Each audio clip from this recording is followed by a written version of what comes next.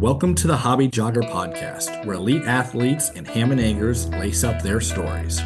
We explore the common ground that running creates, from the world-class runner to the hobbyist hitting the pavement, trail, or treadmill. Expect a blend of inspiration, laughter, and the shared joy that makes every step count. Join us on this journey where every run is a story worth sharing.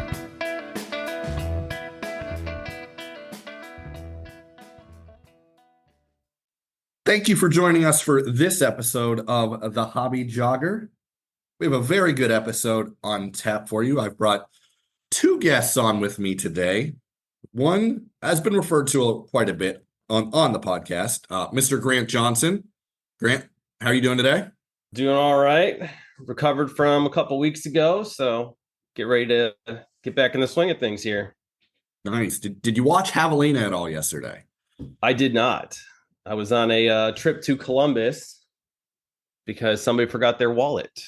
I did hear that. I did hear there was a forgotten wallet at the Starbucks in Columbus. Yeah, so we went to Columbus to get some Starbucks. It was the best Starbucks, I guess, in Ohio, so we had to go back. Sweet. Perfect. I'm also joined by my co-host, as always, Mr. Rob Myers. Rob, how are you doing? I'm doing well. Yeah, it's been nice with the cooler evenings, getting out there for those long runs. Heck yeah. Yeah, and much nicer. I don't like the heat. It was very hot at Javelina yesterday. Did you watch Javelina? Yeah, I caught some of the highlights. Tracking our boy a little bit. Tough go of it for Mr. Ethan Koza. Haven't talked to him since. Looked like he DNF'd. But yeah, brutal conditions out there. 100-degree temperatures in the desert. Always tough. Have of it what you will. But we have another guest on today, Rob. Mr. Matt Parker. Matt ran Canal Corridor with us. Did quite a bit better than Grant and I. For one, he finished. Right, Matt? Yeah, it was it was good. I was happy with the result. Just the recovery after has been a little interesting. Pretty much now I'm back to feeling normal, but it's still taking probably another week or so off of running. That's smart. You did win. What was your final time? I'm sorry, I don't have it pulled up here. I came through, was like 14:01 and like some change. So, Which that came out to like an 8:25 pace, if I'm correct, right? yeah, yep. Yes, sir. Solid day. Yeah, and I was happy with it. My goal was pretty much like I wanted to try to finish right around 14 hours, which I think when I originally set the goal, I was like kind of freaked me out a little bit because being my first 100, I was not totally sure what to expect, but minute off of it, I can't be too upset with that. No, not at all. Not at all. Rob, do you have any dreams of running 100 miles with us? I would love to run 100 miles, but I'm just looking at your time, man. I mean, that is an amazing, amazing time. 14:01. I mean, number 2 is 14:44. I mean, you were cooled down, dried off, and had a couple glasses of water before number 2 even crossed the finish line. So congrats on that. Thank you very much. And Matt, I did talk to you at Second Soul a bit.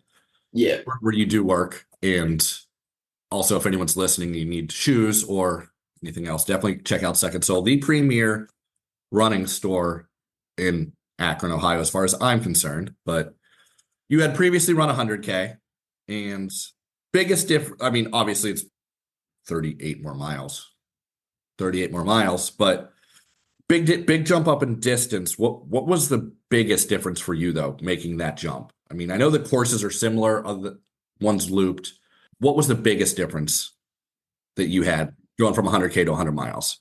I feel like the biggest difference for me, honestly, it was just I felt two different ways, like versus the 100K versus the 100 mile.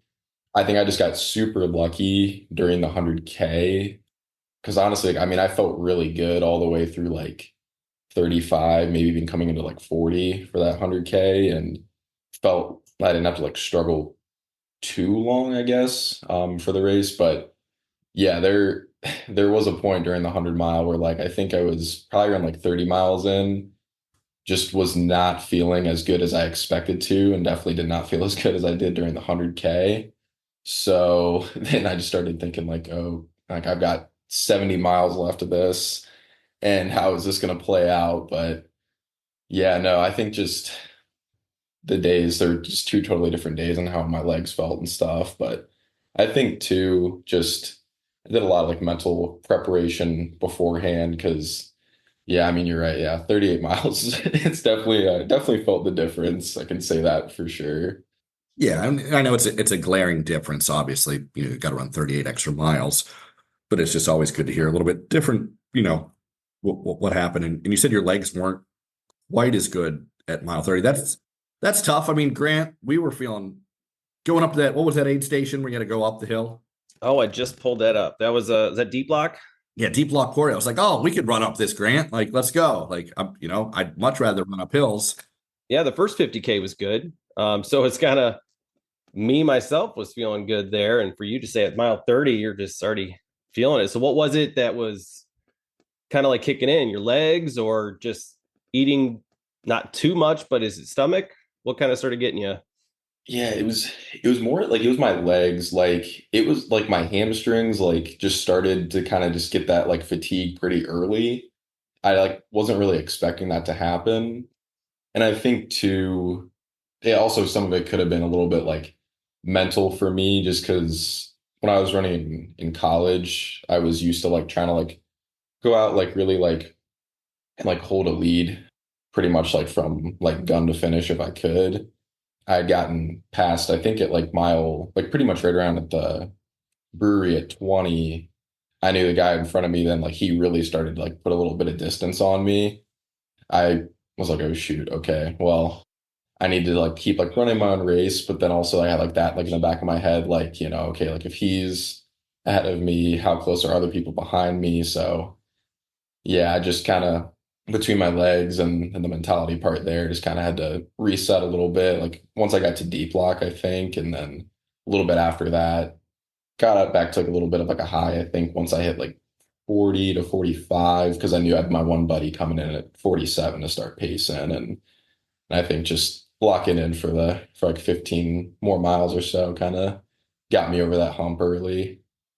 Wait, so you weren't leading at the brewery at the turn or not the turnaround, but at the brewery where we. No, so I came in, so I'm trying to think now. I was leading like with like I was with like the main group in the front for the first like 10, 15. Then I think like I maybe put a tiny bit of distance coming into that 20-mile aid station.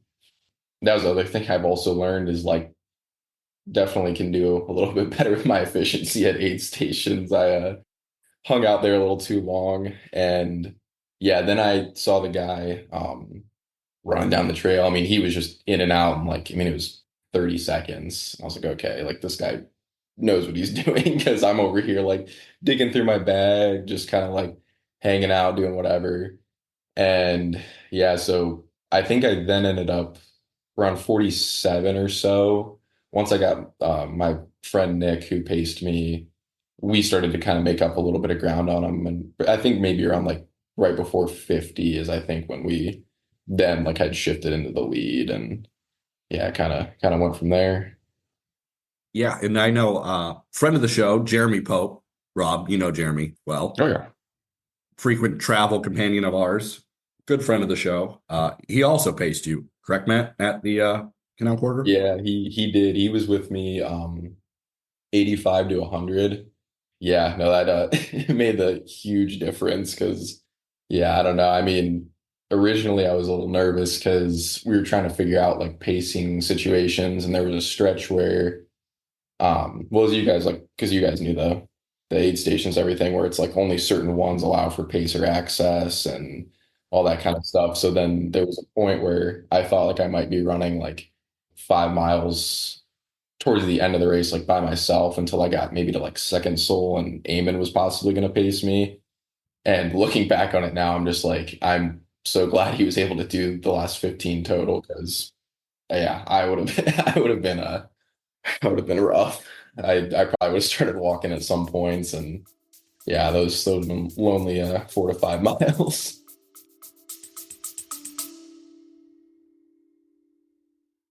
Hey, folks, if you're loving the stories, tips, and laughs we're dishing out, make sure you don't miss an episode. hit that subscribe button so you're the first to know when a new episode drops. And hey, if you've got a second, why not leave us a review? Your feedback helps us improve and keeps this running community growing. Lace up, hit subscribe, and let's get back into the show.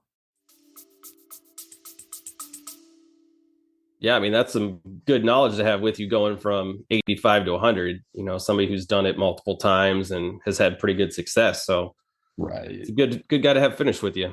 Oh, 100%. Yeah. No, he was helpful. I mean, he knows I didn't do very much talking, but I think honestly, like him just kind of just talking for me and keeping me engaged for the last little bit of the race definitely just helped me to get across the line in one piece.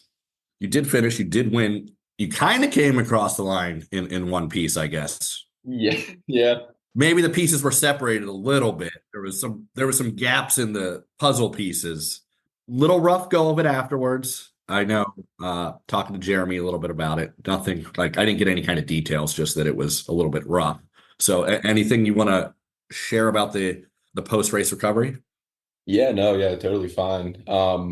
Yeah, so pretty much right after, it was like 10 minutes after I'd finished, I just started to get like a little lightheaded, kind of nauseous, and I had figured like I'm like, well, like, I just ran 100 miles, so I'm like, maybe this isn't anything super out of the ordinary, and was like, all right, let me like take a seat. I just grabbed a trash can just in case, and then yeah, like next thing I knew, thankfully I was sitting down. I like kind of woke up to people like, checking my pulse, like tapping me on the shoulders, being like, hey, are you okay? And what just happened? And they were like, yeah, you passed out. Like, we're gonna try to get you inside.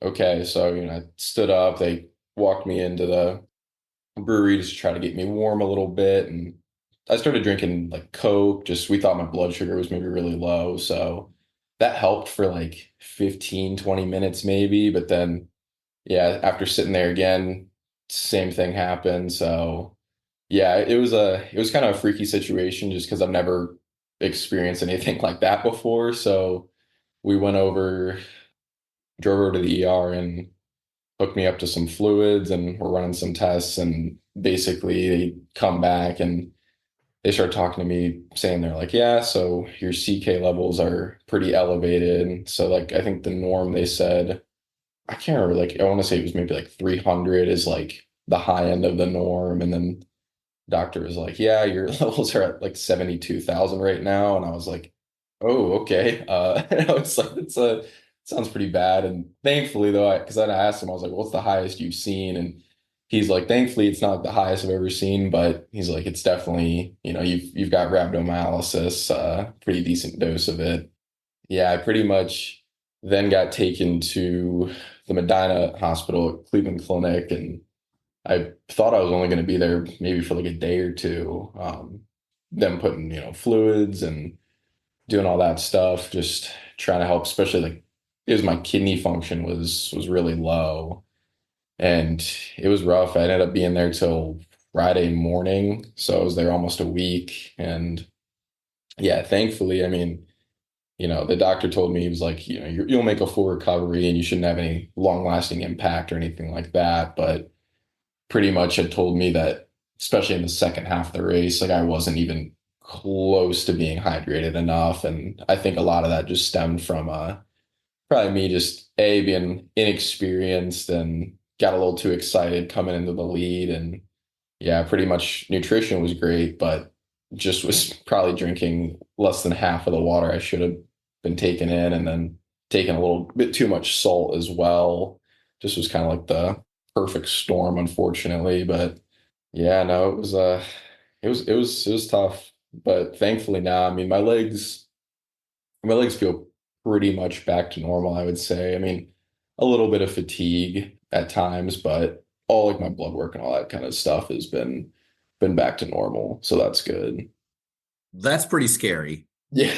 I quit with a tummy ache, and you were, elevated CK levels in the hospital. Yeah, I mean, hey, hats off to you for going through that, but glad to hear that you learned. In the height, I agree with the hydration thing. It was tough.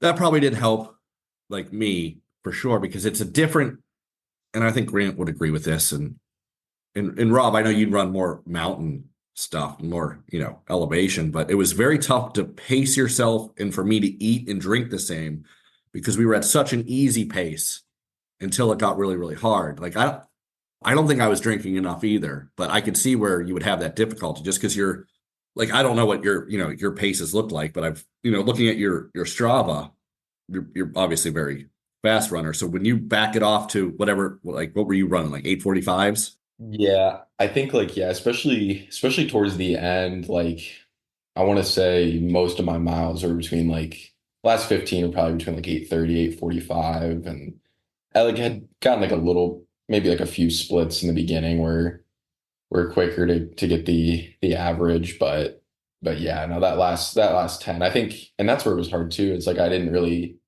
I guess, like know anything out of the ordinary. Like I know some people I was looking up, like especially with really hilly races, they've talked about like if they're running downhill and they start getting rhabdo, like they'll almost start like falling backwards just because like their muscles are so like fatigued out and they're just like starting to lose control of the muscle contraction. And that was almost like helpful, I guess, with it just being flat for the most part, other than just the uphill going into Akron to finish.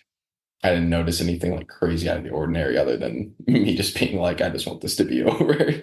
Yeah, it was a whole different experience for us. Rob, you're gonna have to try a flat one. Like previous guest Jim Walmsley said, it's a whole different set of problems to solve, and it definitely was. And I would think when you're in the front of the pack like that, in the top five, it's a whole different level to remember to eat and drink. I'm in the back of the pack, so I just want to finish. I'm taking my time. If I had another 10 minutes because I'm remembering to eat and drink, it's not a big deal. But when you're in the top five, top 10, moving that fast with one goal in mind, I could see I could just completely forget, especially on a flat course like that. Yeah, and especially because you probably, Matt, I imagine you didn't ever feel like you weren't pushing the pace. And looking at your Strava, you went out for some longer runs at, for me, what is a very fast pace, but your heart rate was very low, and you probably don't drink much water on those runs. You don't, take in calories on those runs for you, right? For the most part, like I'll do maybe like a gel or two, just kind of depending. But yeah, but hydration wise, I mean, like if I'm running like the towpath or something, every hour or something, I'll like stop off, just like, grab like a couple sips of water at the water fountain and then just get back onto it. Yeah, I think yeah, for the future, it's another piece of the puzzle. I think I've learned a little bit is hydration so much more important than I had thought it was. I think just when I think of hydration, I'm like, oh, like it's not super hot, so I don't feel like I need to keep drinking a ton of water, but definitely learn that's not the case.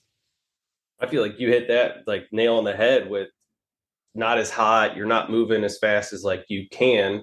You're running at a much more easy pace. So, getting water down, it's just, you don't want to drink it. You don't feel like you have to. And it's hard to sit there, like Rob said, to just get it down. No, absolutely. Yeah, it was, yeah, like even Jeremy got on me a couple times, which helped because he started to notice like I had like my handheld and I even had like in my vest, I had like an extra water bottle and he noticed like I wasn't even using the one that was in my vest at all. And he was just like, he's like, how much water are you drinking right now? Or like, are you taking in, other stuff? And I like couldn't even tell him. I'm like, like probably drinking maybe like half my water bottle between like aid stations. And he like looked at me and was just like, he's like, dude, he's like, you need to like, I know it sucks, but like you gotta like get that in. Like you can't, he was like, you can't just like not drink anything. And he's like, I know it's probably doesn't feel great in your stomach right now, but it's better to finish and maybe, yak or something after because your stomach's full than not finish at all because your body can't even move anymore. So Jeremy's a great guy to learn from. I've learned a lot from him and made myself a much better runner just, talking to him. And he's been through it all. He's hit the moonwalk in races, death marched at home. He's been dehydrated after. He's been through everything. So he's experienced quite a bit. Great guy to learn from. And yeah, it sounds like he was definitely at least trying to point you in the right direction there, Matt. So it's good to hear of Jeremy. Nice guy. oh, yeah, it's been, and he was the guy who actually after the 100K, he kind of encouraged me to do Canal Corridor. And yeah, I mean, it was kind of nice. Like when I was training all summer, I would, bounce ideas off him or, what his thoughts were on stuff. So he's been, yeah, just really good resource to have for sure. So Matt, how many days were you in the hospital? I was in there, so I'm trying to think. It would have been right around 6 days. Because I was there basically like Sunday morning. I mean, yeah, Saturday night, Sunday morning, I kind of count as like one. And then all the way I got discharged till Friday, like midday, somewhere around there. So it was just, yeah, a much, much longer process than I had ever expected. And the other big part of it that was rough was, so I actually just finished a clinical rotation this past Friday.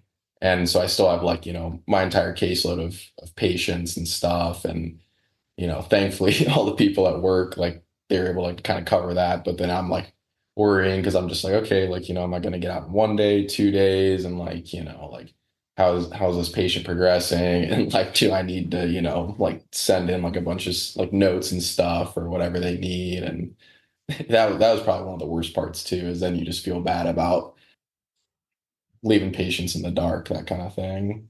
Yeah, you've got to take care of yourself or you won't have patients to take care of in the future. I know you are up in the process. Maybe I don't know because you said you have patients being a physical therapist, correct?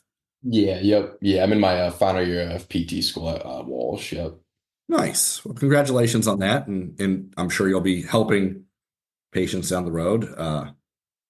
We'll have to bring you on as a physical therapist next time. I know we had a Dr. Bonnie Wilder, a previous guest, physical therapist, great information there. So No, I'd for sure, I'd be down for it.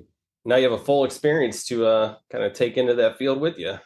Right. Yeah, no, it's yeah, I definitely interested in working. I love like sports medicine, but yeah, especially like the endurance side of things. That's kind of like my passion. And, of course I'm a little biased being a runner, but it'll be good to be able to kind of use that towards especially like other people, whether it's like, training for their first 5K or training for first 100 and something like that. It'll be good to have. So Matt, you got out of the hospital, thankfully. You're back to being recovered-ish now. What do you have planned for the future of running? Yeah, it's a lot of people have been asking, and yeah, I mean, like, I definitely, I wouldn't say I'm like afraid to like do like another 100 mile or something. I think though, realistically, like I'll probably take maybe like at least like a year and a half at the soonest. Just maybe do like some more 50-mile stuff, 100K, just kind of keep trying to get used to like to those distances a little bit more. And then I think take a stab at another 100 mile. No concrete plans right now. I've debated on maybe trying to switch it up a little bit in the spring and maybe do like Cleveland, either like the half or the full, and just kind of see what I can do in one of those. And then once summer comes around, I've debated on doing the Burning River 50, trying to do something that definitely ton of elevation change, at least compared to Eagle Up or Canal Corridor, and do that a little bit, get some trails. So Yeah, definitely some elevation difference there. A little bit. You clearly have a talent for running far and fast. So it's just, yeah, I'll be interested to see. You're very young, but 20, 25? yeah, yep. Did my research there. See, Rob? See, David? Did my 5 research. minutes of research. Yeah, you're 25. That's very young for the ultra from what I see. I mean, Grant and I are basically prime age between our age groups of running ultras, it seems. And People our age are out there flying. It's crazy. definitely look forward to seeing what you do, Matt, because it's cool to see such a local young guy being so competitive already. And what were you, sixth fastest? It might be down a little bit now after yesterday, but you were sixth fastest 100-mile time, right? Yeah, I was sixth as of like, yeah, pretty much as of a couple days ago. I'm pretty sure I got jumped. I think I was checking a little bit. I want to say I might have gone down to like 11th, 12th maybe after Javelina yesterday, which it was funny. Me and Eamon were we were watching it at the store a little bit, and I was like, well, it's like, I mean, I'll still be like, I'm, still really happy with how I did, but it's crazy like watching some of those guys. I'm like, someday I would like to, try to try to mix it up like that if I can. But I'm like looking at like 95 to 100 degrees. And I mean, they're out here ripping like, 13 or just under 13. And I'm like, that's just insane. It's a whole different level. Yeah, and Javelina, I think, other than the heat, and I'm sure Will text me, Mr. Will Walmsley will text me as soon as he hears this and I say this, but I think it's probably the optimal course to run very fast because there is terrain changes. It's not super steep uphill, but you're engaging a little bit different muscle, and then you get to go downhill for a long period of time, which is engaging a different set of muscles. And he's definitely going to tell me I'm wrong on that, but I'm okay with that, huh, Grant? Oh yeah. Yep. He's going to eat you alive in some kind of technical way, I'm sure. But it was tough running that flat for that long. Like it was the same repetitive. I felt way worse after that than I did grindstone 100K or grindstone 50K.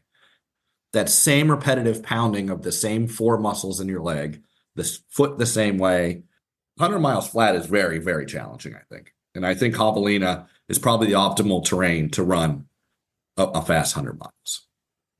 Yeah, I was kind of surprised like when I've been talking to some people like starting like Connie Gardner a little bit. I even got the chance I talked to like to Arlen a little bit too, and just talking to them about like I mean running my first 100, but then also the course for Canal Corridor, and they had told me kind of similar things where like you would in my head I was like, oh, it's flat, so I'm like I don't have to like worry about hills. So not that it was going to be like a cakewalk by any means, but in my head I was like, oh, well, like I think this will be better for me than trying to do like something with a decent amount of elevation change, especially for our first 100. And they told me they're like yeah, I mean it's helpful in some senses, but it sometimes does come back to bite you, especially towards the end of the race when it's like you said. I mean, you're just using so many of the same muscle groups. And by the time you're like, 20 to 30 to go, it's just like you're almost just like praying. You're just like, could I just have like a little bit of uphill or an incline or something just to like engage my quads or like my hip flexors more or something?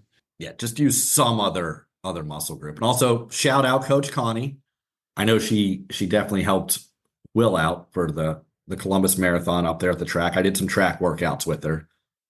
Awesome person. Super knowledgeable. We should probably get her on for an episode, huh, Rob? Yeah, I think we should. Her name's come up, past 3 episodes. I think it's just a primer. Yeah, she's a wealth of knowledge. She's more experienced than anyone I know in running large amounts of distances and super accomplished in the field.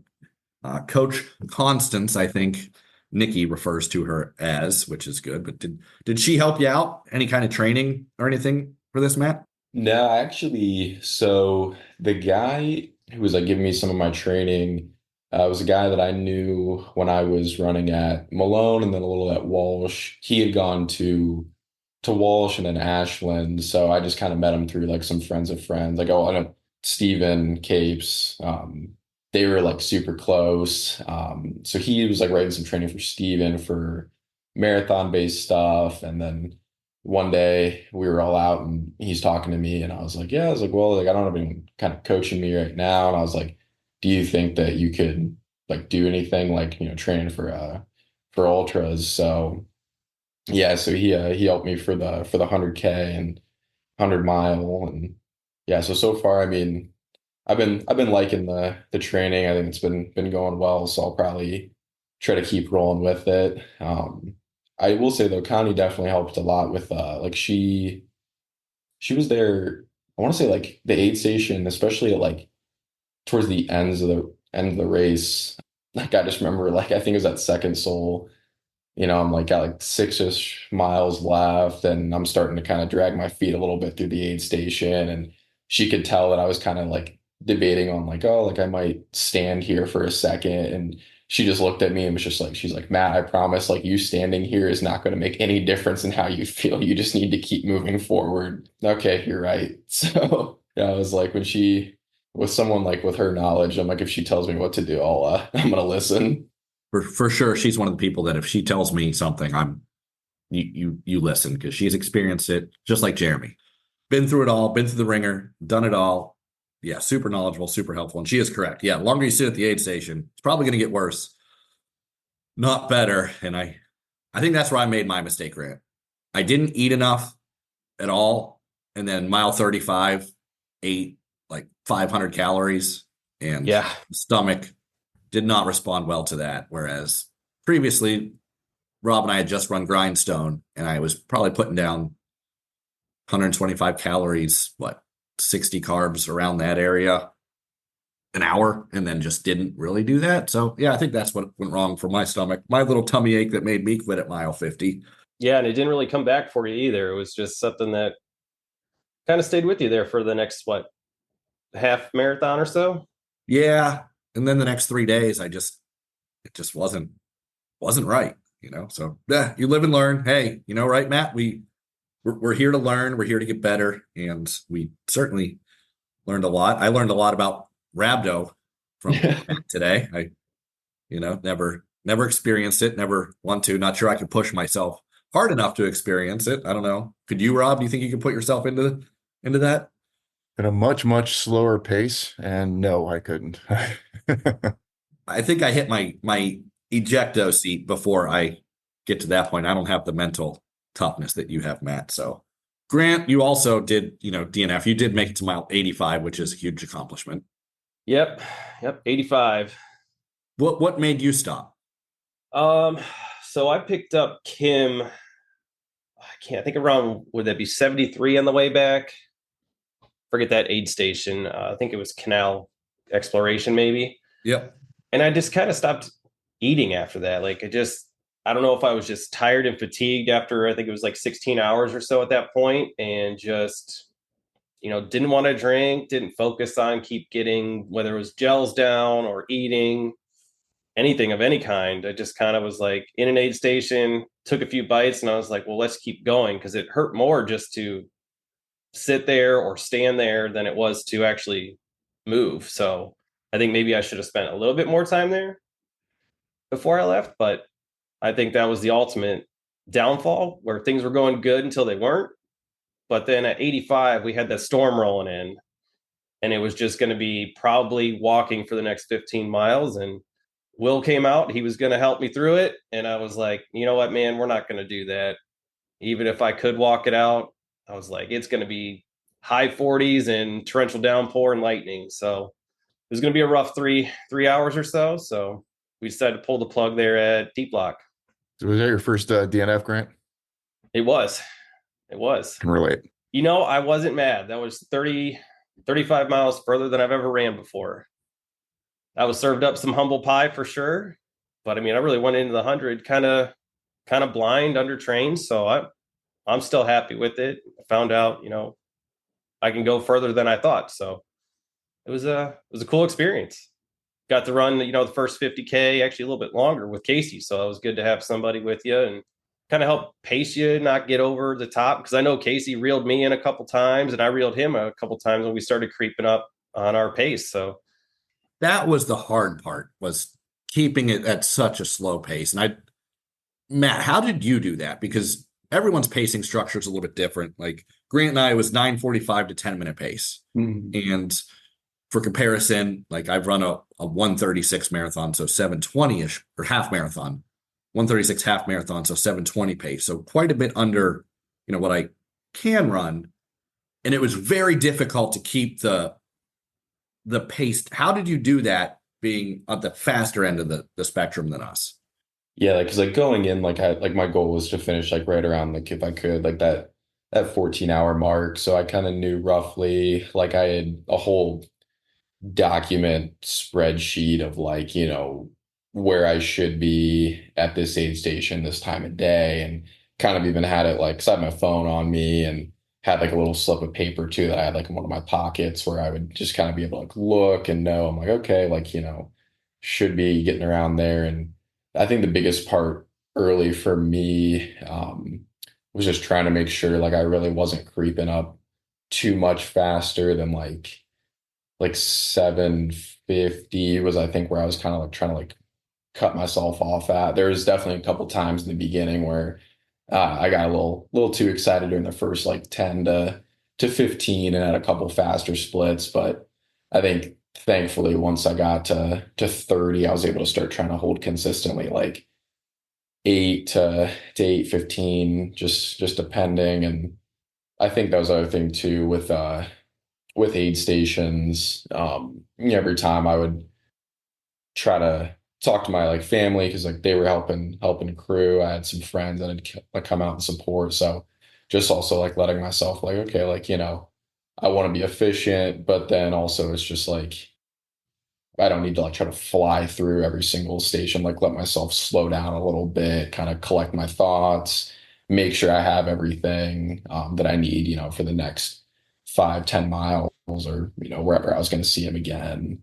So yeah, that was kind of my strategy. It's definitely, I think in hindsight, probably could have been a little bit better for sure in the early stages. I think maybe just my legs might have not been nearly as fatigued coming up like into that 20, 30 mile range at the start. But yeah, thankfully, how I said earlier a little bit, it was just kind of once I got over that hump, getting into like 40 to 45, then I was like, okay, I was like, now we're coming up on halfway and I can hopefully finish this thing out. Just try to just keep clicking off the same pace. I don't need to do anything crazy right now. So Casey, what's impressive is we keep talking to these young guys that just have a plan dialed in, the mental fortitude, and you just push. I mean, it's amazing. It seems like there's a new breed. Rob, Grant and I did have concepts of a plan. We were also 2 hours ahead of schedule, which is not good. Not good at all. So, we did have a plan. Hey, you were out there, right? That's all that matters. But I do agree. Like this younger group, definitely they're better at building plans, I think, than maybe the older generation, like Grant and I, who just go out and wing everything pretty much. Right, Grant? Yeah, I mean, I signed up, I think, with a week left, and I just came off a 10-day vacation of pretty much drinking like 10 beers a day, and I think I ran 4 miles. So you were well hydrated. Well hydrated. Yep. Carved up. Yep. We were ready to roll. I mean, well, we certainly thank you, and that actually is a good point because our next guest that we have coming up, Miss Abby Herring, she is a former runner of Caleb Bowen's from Marshall University, coming off of a top 10 finish at the Columbus Marathon. I imagine Abby had a great plan going into that, and we'll probably delve into that with her, Rob. So that's our next episode that we have to look forward to here at the Hobby Jogger. I think this is about all the time we have. Matt needs to get to work. Grant needs to go, hopefully, find Kim's purse somewhere at another Starbucks. No, we got that. Now I got to go find her on the trail hiking somewhere. Sweet. But Matt, thank you so much. We do want to have you back here because I think physical therapists are great to talk to, especially one winner of an ultra race. I think there's a wealth of knowledge we could gain from that and in your schooling as a physical therapist. So I thank you for your time today, helping us review the Canal Corridor 100-mile endurance run. We thank you from the bottom of our hearts. And thank you, Rob, Mr. Co-host, for waking up early today on this fine Sunday morning. Can't think of a better way to spend a Sunday. Hey, Matt, so where can our listeners find you? My Instagram, that's the one I use probably the most. And it's just Matt X Parker is just my username. On Strava, it's just Matt Parker. Thank you guys very much. We certainly appreciate it. And that's all for this episode of The Hobby Jogger. Thank you. Thanks for tuning in to another episode of The Hobby Jogger. We hope you've enjoyed our conversation today. And if you liked what you heard, don't forget to subscribe and leave a review on your favorite podcast platform. Your support keeps us moving forward. Until next time, keep those feet moving and enjoy the miles.